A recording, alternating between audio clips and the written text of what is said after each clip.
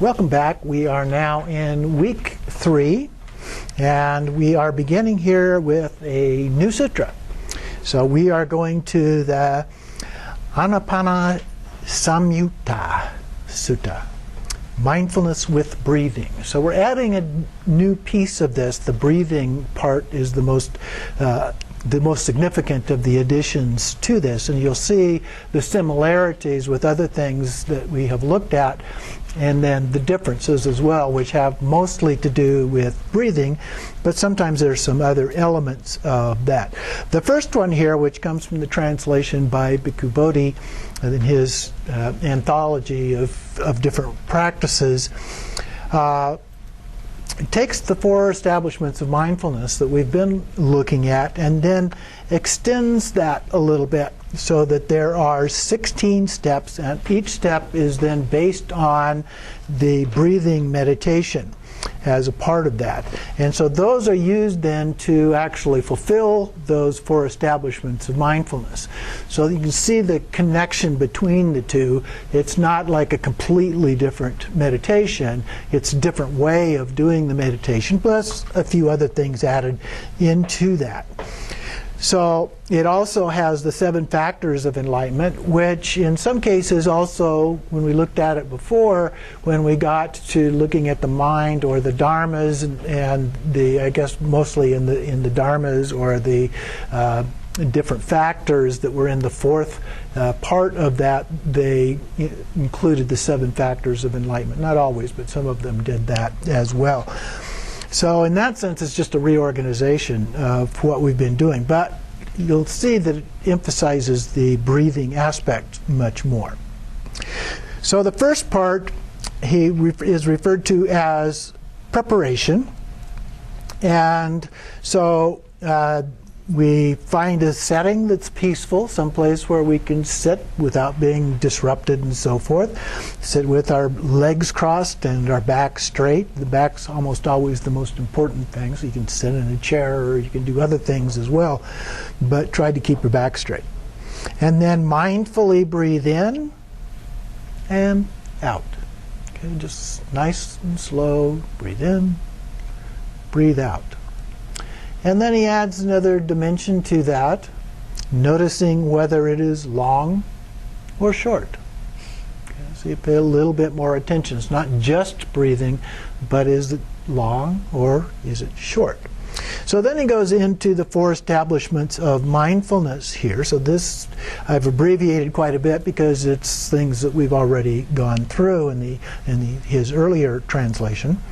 So for the body, we experience, and that's the key word here, you notice it's in italics all the way through, is the experience related to these things. So the experience of breathing in and out, long breath, in and out, short breath. So we're paying attention to what's going on, but more importantly, what the differences are. What is the experience of a short breath compared to a long breath? Okay? So we're kind of digging a little bit deeper there. And then the whole body formation, bodily formation, while breathing in and out. So now, we're talking about the topic of body, which we've looked at before in a fair amount of depth, several different subcategories within that. And so here we're looking at the whole body. Okay? So initially it's the breath, and then we look at the whole body, but none of the subdivisions that we did before, just the whole body. And then tranquilizing the bodily formation while breathing in and breathing out. Okay, so just resting, the calm aspect of the body. Continue breathing in, breathing out, paying attention to what's going in. Still pay attention to long and short breaths, but just relaxing into that. Then we go to the feelings aspect. So we continue what we're doing and have been doing with the breathing and so forth. So we're experiencing here, though, rapture, happiness, mental formation, and tranquility. And so it's a little bit different than the ones that we looked at in the 4 jhanas, but somewhat similar. And so the rapture would be a more embodied kind of a thing. And then the happiness would be a more mellow kind of thing. Mental formation's a little bit different. It's like a different way of approaching that, understanding mentally what we're talking about there. And then we go back to tranquility, just resting in that state. But again, breathing in, breathing out. But feelings, as you recall, talking about not so much emotions, but when we talked about body, we were talking about the structural aspects of the body primarily. And then we talked about feelings. We're still really talking about body, but we were talking about the sense of pressure here or there, or touch, or other things going on with the body, other sensory experiences of the body in terms of feelings. The third one was mind, and so we continue with that one here, experiencing the mind. And that's a really good one in our set of practices, because so much of what we do in Vajrayana is about the mind. And so getting this sense of experiencing the mind is a really important aspect. Then gladdening the mind. Okay, how do you gladden the mind? You think about that and it begins to feel a little bit different. And then concentrating the mind. So we're focusing down like shamatha, just focusing on an object, or even just focusing on mind per se. And then liberating the mind. How do we liberate the mind from various obscurations and so forth that we experience in our lives? Well, we think about the mind and what goes on in the mind and how it goes on in the mind and how it results in different obscurations or other problems in our lives. That gives us some insight. Remember, insight, Vipassana is insight meditation. It gives us some insight into how that works. And then we have come to places where we can begin to actually work with that. But again, we're doing this, in this case now, all with breathing in and breathing out. So we make sure that we're still connected to the breathing and we're not letting go of that aspect of that.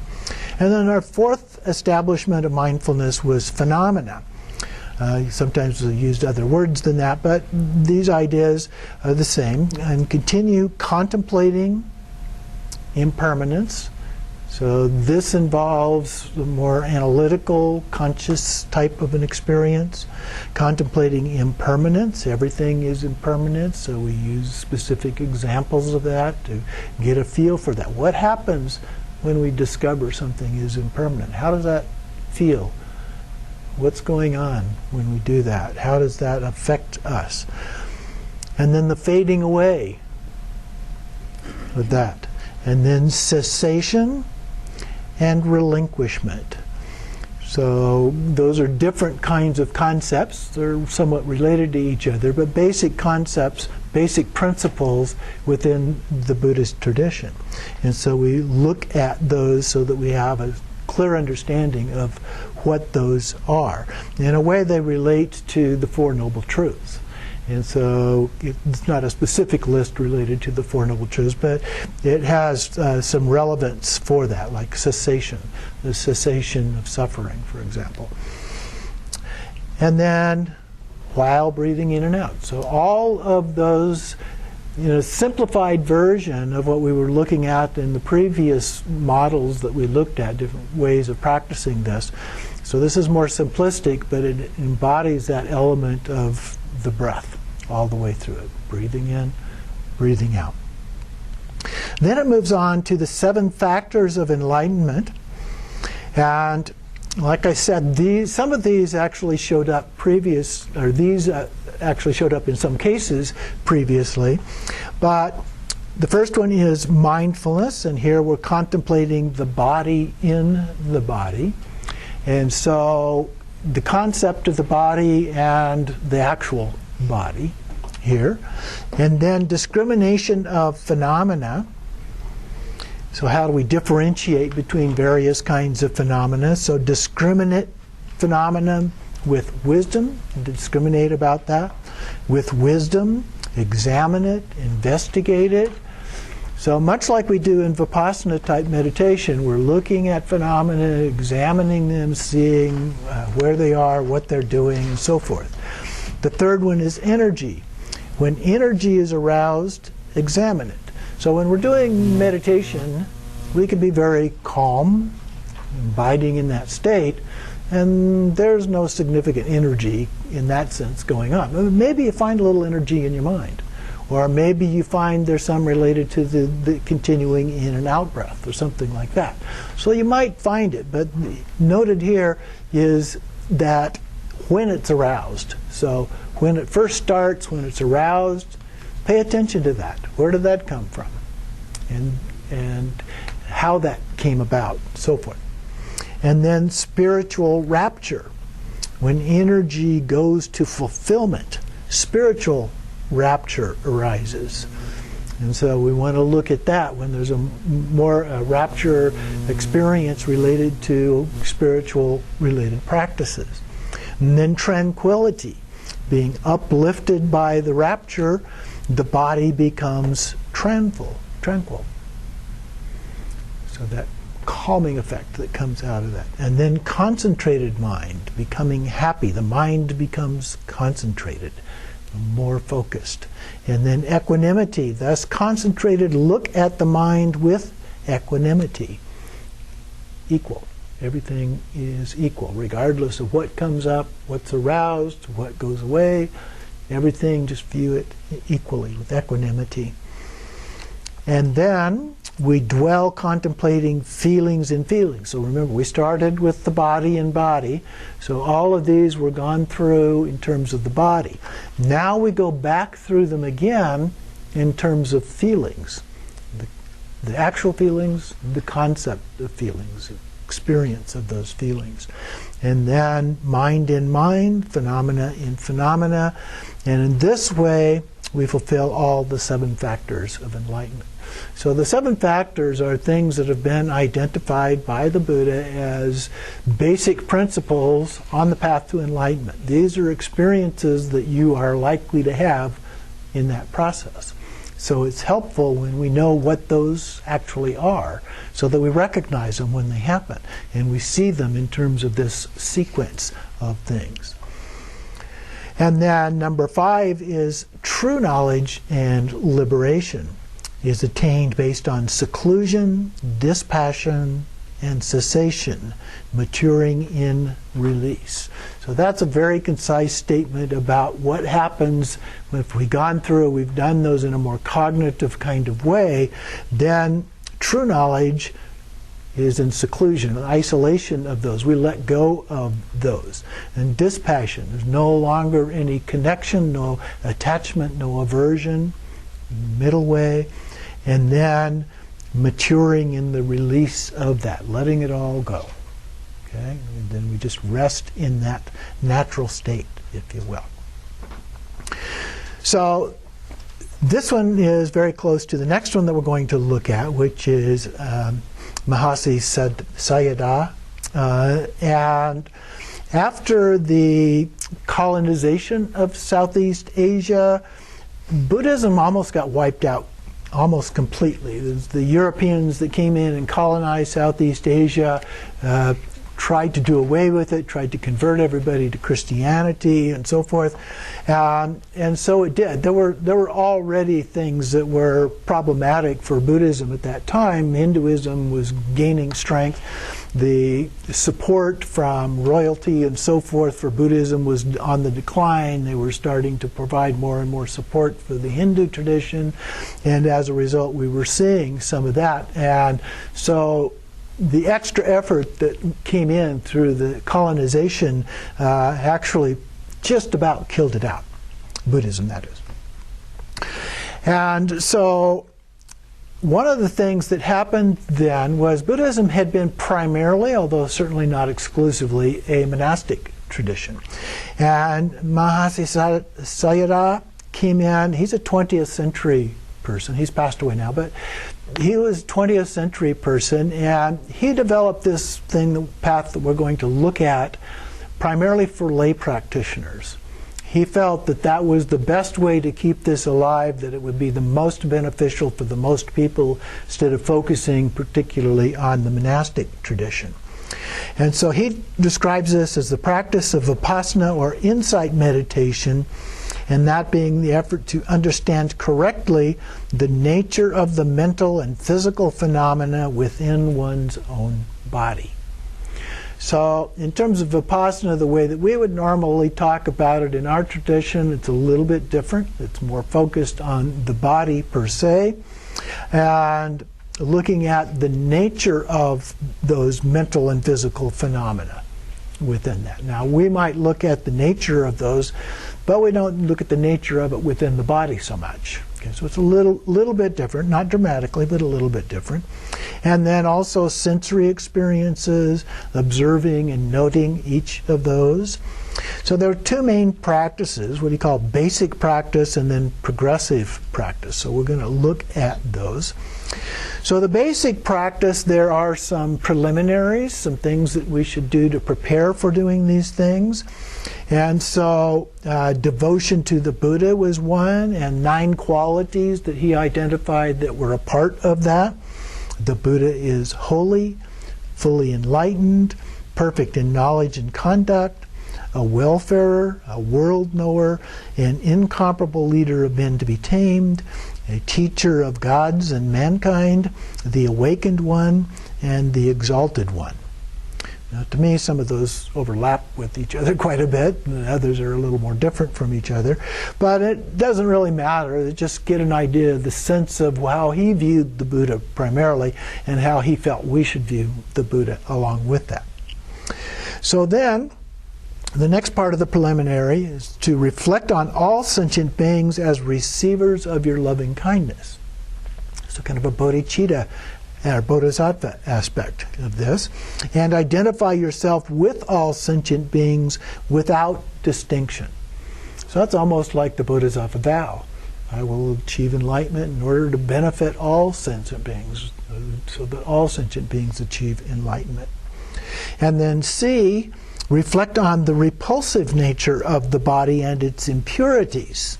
So looking at the negative aspects of those to diminish or eliminate unwholesome attachment.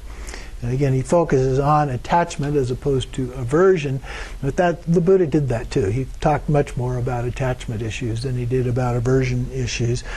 But looking at the body and the various impurities, and we've looked at a lot of those already, so those kinds of things in terms of how that creates problems for us in daily life, having an understanding of those. And then D is to provide psychological protection by reflecting upon ever-approaching death. And we do that in our tradition in the preliminary practices, the Nundro, the 4 common Nundro practices. One of them we look at is impermanence and death. And so it's very similar in many respects to that, thinking about that. And the idea then is to connect that with precious human life, which is to do something about it. Okay, it's coming. We're all going to die at some point in time. So I need to practice. I need to prepare for that so that I can start helping beings now, but also and when I pass and return in the next cycle of life, then I can benefit beings at that time. So then we get to the actual first exercise here. And that one is to focus your mind on your abdomen, rising and falling. Sound familiar? Okay. So it's not dramatically different. And then notice each movement as a part of that. Develop your attention, concentration, and insight. So really, really focusing and noticing what's going on. Avoid words or deep or rapid breathing. Okay, so we're not talking, and to the extent we can, we're also not verbalizing in our mind what these things are. But we don't want to breathe too deeply. We don't want to breathe too quickly, which usually means shallow breathing. Kind of in the middle.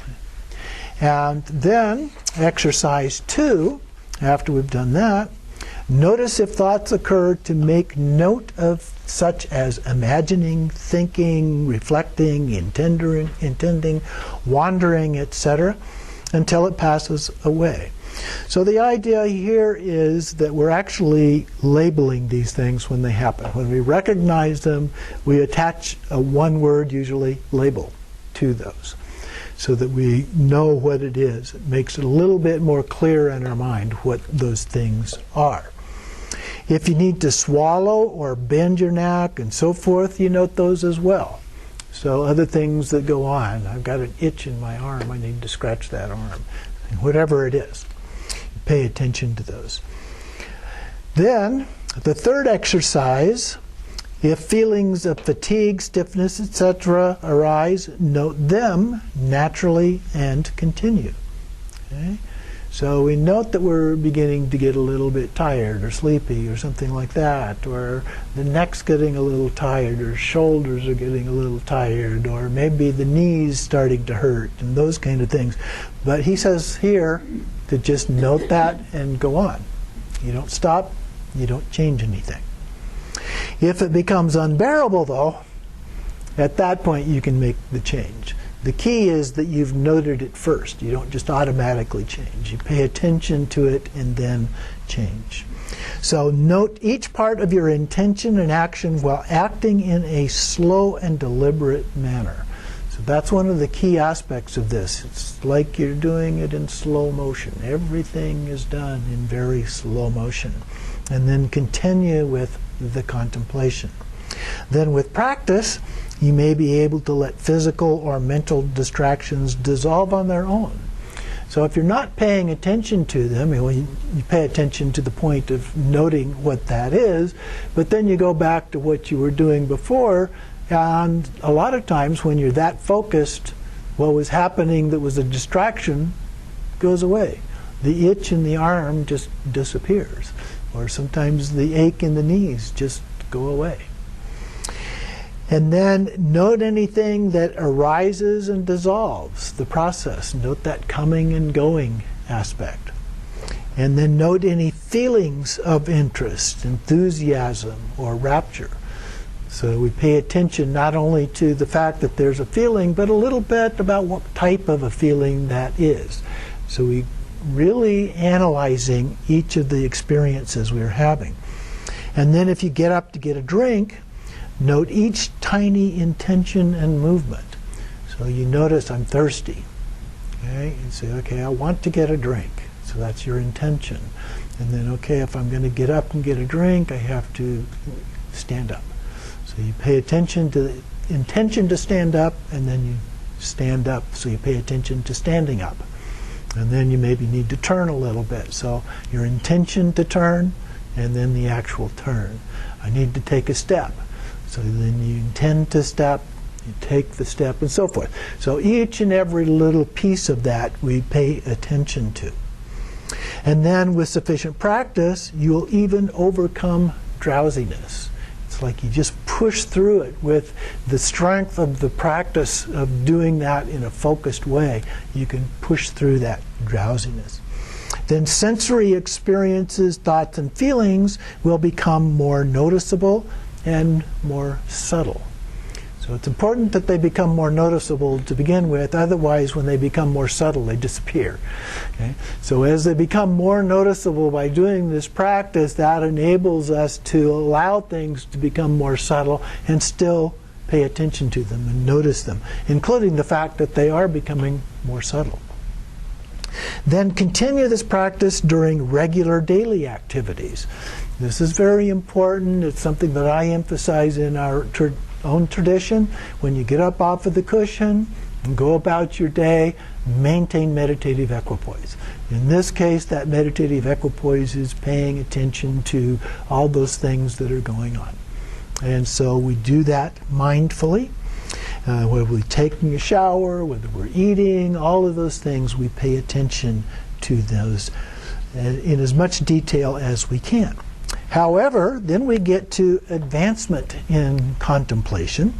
And the very first thing is when noting details is no longer easy. What he's talking about here is they begin to come, oh, this, and then this, and this, and this, and this, and this, and this, and you're just bombarded with all of these things, and you can't control it. You're going nuts, okay? Too many. Revert to noting only rising and falling, the abdomen, okay? So it begins to get overwhelming, back off. Change your focus to your abdomen and let go of all those other things. Get back to a calm, abiding, tranquil state, and then you can continue on. When contemplating body movements, there is no need to note seeing and hearing. Okay, so he's easing off of the process here. Why seeing and hearing? Those are the two things that give us the most input. Okay, so if we can back off of those, then it makes it a little bit easier process. However, if repeated seeing or hearing occurs several times, note the seeing, then return to the abdomen. So again, letting go of that. We note it, and then we let go of that by focusing again on the abdomen as the exercise. Then basic exercise number 4, if you feel lazy, just note it, okay? But don't give up. Keep pushing yourself on. If you become doubtful, often happens, meditating, things come up and you start thinking, why am I doing this? You know, I don't see the purpose. I'm not seeming to I haven't achieved enlightenment yet. And I've been doing this 5 minutes. What's going on? So the idea is to, if you become doubtful, that's a common experience, just note it. If you wish for good results, note that. I want enlightenment. I'm going to achieve enlightenment. Right in this very time. Whatever it happens to be, most of us don't push for quite that level at any particular time, but maybe we do over a longer period of time, but wishing for good results. I want to do this, I want to do that. Okay? Just note it. If you think about the teaching or practice, note it. That's another real common one. It's easy as we're doing the practice to start thinking about the practice itself. Oh, I'm supposed to be doing this. Oh, am I paying attention to that? Am I doing this? Am I doing that? Okay, as opposed to doing that, to noting whether you're doing that. Okay, so that can become an obstacle. Then do contemplation on recollection. Things like, is it mind or is it matter? Is it something that's actually physical or is it something going on in your mind? And then be aware of the fact that you are examining those things. Okay, so more aware of awareness, a deeper level of mindfulness, if you will. If you feel regret in your process, which can happen, isn't real common, but it can happen, focus on the feeling of regret.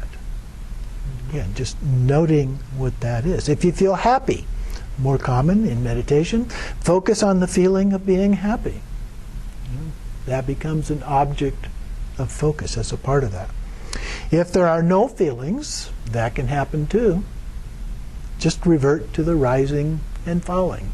So you don't actually have to have this experience or have to have that experience, but you just note that the experience that in your list doesn't happen to be there, and you just go on. Pay attention constantly from the moment you awaken until you fall asleep. So this again, applying it to the whole day as we go about the day. Now sometimes it's very typical in the beginning and sometimes in the middle and occasionally toward the end to forget it. You know, something comes up that totally distracts you from the process. As soon as you remember, go back to doing that. You remind yourself, reinforce your intent to do that, and pay attention to it as much as you can. And it becomes habitual over time. So we have to do it lots of times over a long period of time, but when we do that consistently, then we will actually develop a habit of being mindful. And that's what all of these things are designed to help us do. Then eventually you will be able to continue even during sleep, so that your contemplation becomes continuous. It's kind of like a flow. Athletes sometimes talk about being in a flow state. It's like everything just is happening in slow motion. Shooting the basket, it goes in, it doesn't ever seem to miss, it just is happening. We develop the same experience sometimes in meditation, that you're just kind of in this flow state. The Rigpa in our tradition, or mindfulness in this experience, is just there, you're noting it, and every little thing that happens you are aware of, you're being mindful of, and so forth as a part of that process. One of the descriptions some of the masters give, it's like the flow of a river. The river just flows by. Now, this is not a raging river, but it's just, you know, it's the Mississippi River when it's not flooded. It's just rolling by. And so you achieve that kind of a state. Now, the one thing you have to be careful of is don't make flow the object, the thing that you're trying to do. That's just something that happens as a result of the other things that you're trying to do as a part of that. Now, one thing that I noted, which is actually related to the beginning of that page, is that this idea of noting or naming different kinds of things that come up actually has some downside to it. Now, later on, he says, stop doing that. But when we do that habitually, that becomes another obstacle in terms of trying to not do that. Okay? So we're creating a neural pathway in our brain when we do that over and over and over again. And so our natural tendency in the brain then is to do that, even when we're trying to stop doing that. So that's the one piece of this that I would probably not do, is the naming. Now, the noting might be okay, just in the form of just recognizing it, but to label it with a specific word, I think can become an obstacle. If you want to do it, that's just my opinion. So if you want to do it, that's fine, but something to think about.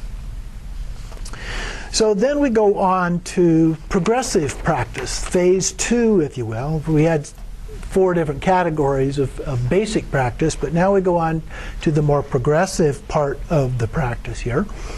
And so first, when you become aware of each occurrence of sensory experience, rising, knowing, and knowing as distinctive processes. So it's coming, it's there, then knowing that it's there, recognizing it, that's what he's talking about here.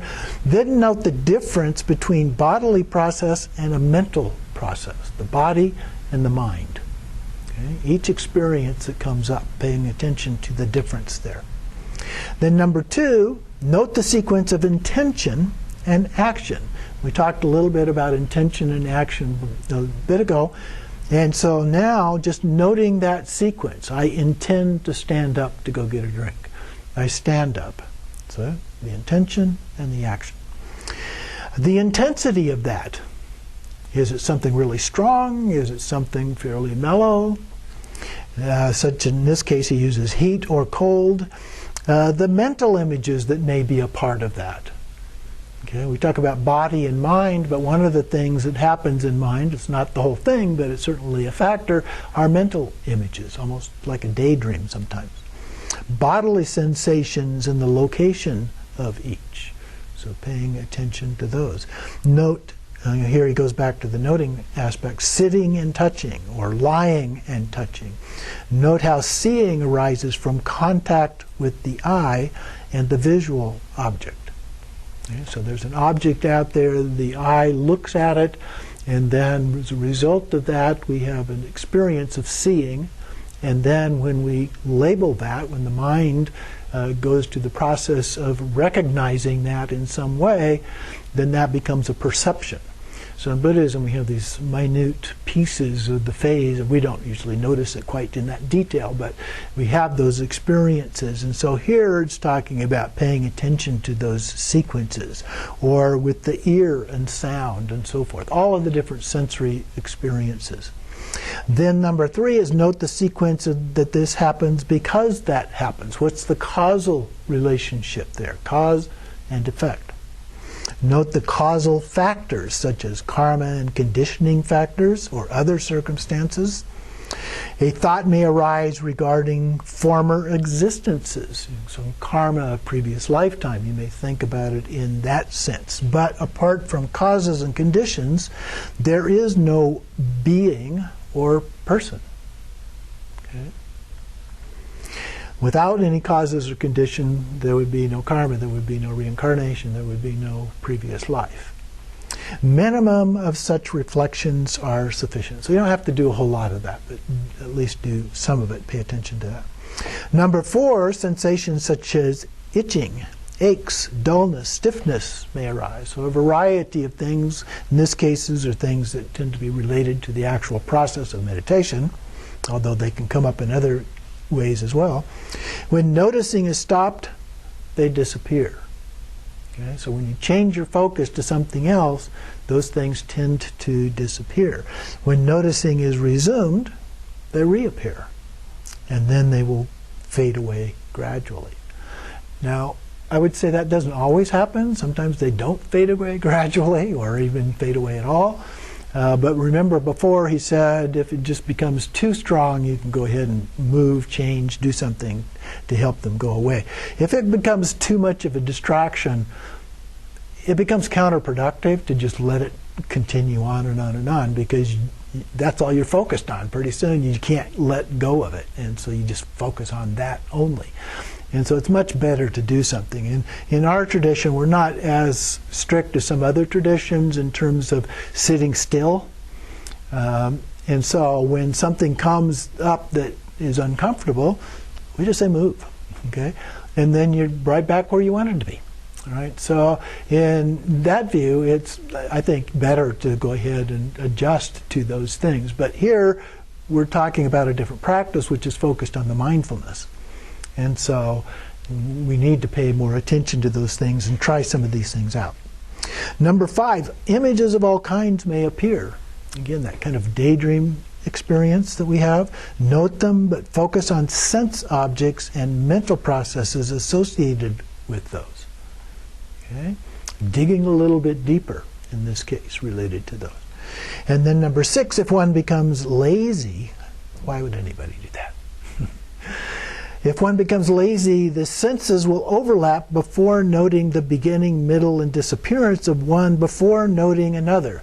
In other words, a thought comes up, something, but before that one's completely gone, another one's already emerging, one after the other, and they just overlap and overlap with each other. And so we don't completely go through the cycle of arising, abiding, and disappearing. So paying attention to that process, if you will. And so we want to focus, increase our concentration is the term that he uses here. We focus more on it, then that helps us identify those processes and the levels of the process. Number 7, at this stage you begin to notice that an object appears suddenly and disappears instantly. Okay? So things can come very quickly and disappear very quickly. Reflection on the impermanence of all things. Now these are becoming very impermanent because they just pop up and disappear. Pow. So we reflect on the impermanence of things and their being subject to suffering. So how does this relate to our suffering? In terms of the sense object. Things are impermanent in some way, but if we reify them, if we make them real, or we think that they are real, then those can become obstacles. And when we have those obstacles, it becomes something that gets in our way and creates different forms of suffering for us. And in some cases, the specific thing that happens can be the thing that creates the suffering. You know, physical pain, we've talked about that. My knee hurts, so that arises, the knee hurts, and it goes away. It's impermanent. But if it comes and it stays, it still hurts. That's a form of suffering, physical suffering. Okay? And so other kinds of experiences that we might have in the process. And note also that they are without a self. And I put that in parentheses or quotation marks here because the self that we're talking about here is this permanent self-existent self. Okay? And we know that that's not the case. Reflect on objects not experienced are the same. So all objects, we're talking about things that we've experienced, but there are other objects that we haven't experienced, at least in this particular practice at this particular time. And so, but they're no different. They're impermanent. They don't have a permanent self, and so forth. And then do not focus on these reflections. Okay, so now we've worked ourselves into a process of reflecting on these things. Excessive reflecting is an impediment. So we can do too much of that. So we back off a little bit. But note their arising and falling, and then return to sensory objects. Okay? And then the last one, at this point, noticing accelerates. So we've trained ourselves, we're habituating the process. Objects appear in quick succession until you cannot keep pace, just like we saw in the basic part of the practice. So notice only in a general manner without naming. So he finally gets to that I talked about. But up until this point, we've been trying to name, and the naming process itself begins to become an obstacle. So we let go of it at this point. Note clearly what arises and comprehend every object that arises. So you have to focus, otherwise too many things start popping up all the time. When this becomes tiring, revert to the basic practice of noting the rising and falling of the abdomen. So that's always the fallback foundation. If you lose it in one way or another, things get too difficult, just fall back to the arising and falling of the abdomen. Okay? Now, another piece here that I added at the bottom that in the document that is referred to here, there was a separate section from a talk that he gave, so there was a lot of overlap with the instructions that are included here. But he said, and I put it in quotes here for you, when one comes to realize firmly that all these phenomena are impermanent, suffering, and non-self, one will attain nirvana. In fact, it may be within a month or 20 days of meditation practice. Those whose perfections are exceptional may have these experiences within 7 days. Okay? So maybe, yeah, he says something very similar to that, and that might be exactly what the times, I don't remember, that he is, but the idea is that, wow, we tend to talk about this lifetime.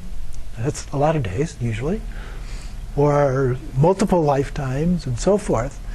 But it actually may be possible in a much, much shorter time period. Okay? So something to think about as a part of that. So we'll take a short break here, come back with another version of this.